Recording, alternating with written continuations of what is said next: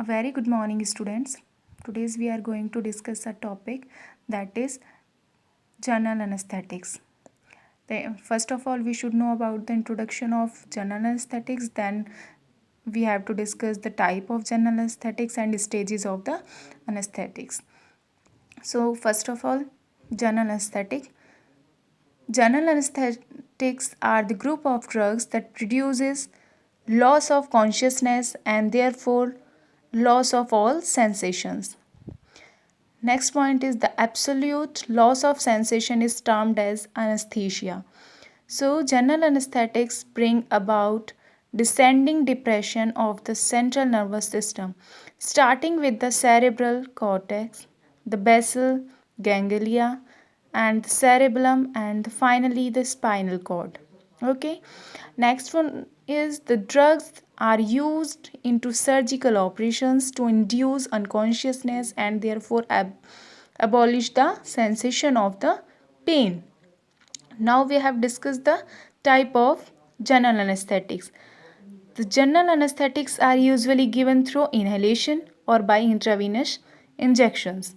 So first one is inhalation anesthetics.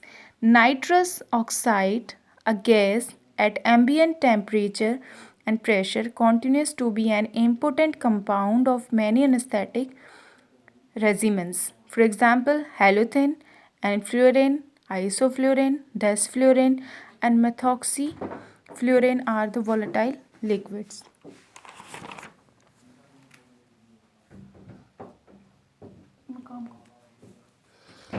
Next point is intravenous anesthetics.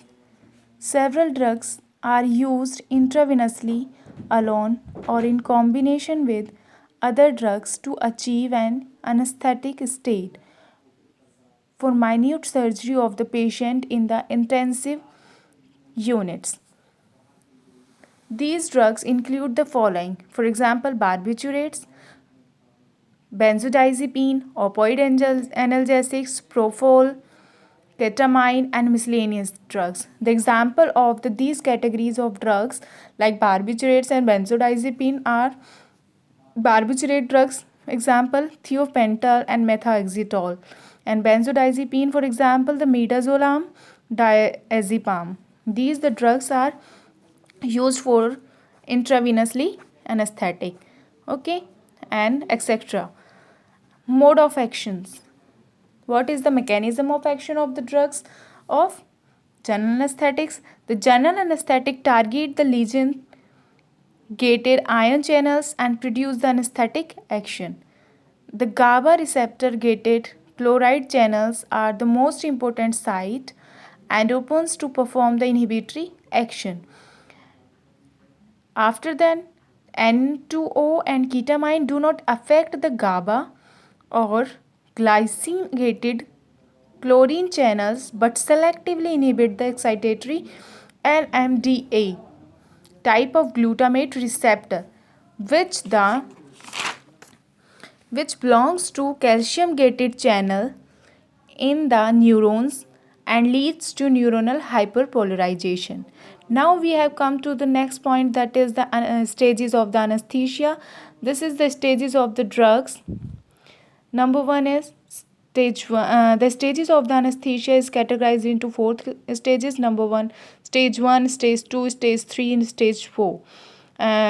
For stage 1, we have to say that analgesia, and stage for stage 2 we have also known as the delirium, and for stage 3 we have also known as the surgical anesthesia, and in stage 4 we have also known as the medullary paralysis. So come to the point for first stage 1, that calls the analgesia. The patient is conscious and experience sensation of the warmth, remoteness, drifting, falling, and giddiness. Next point, there is a marked reduction in the perception of painful stimuli. The stage is often used in minor surgeries. Okay, after given the anesthesia to the patient, the first stage for the analgesia. Now Stage 2 is delirium. This stage begins with the loss of consciousness.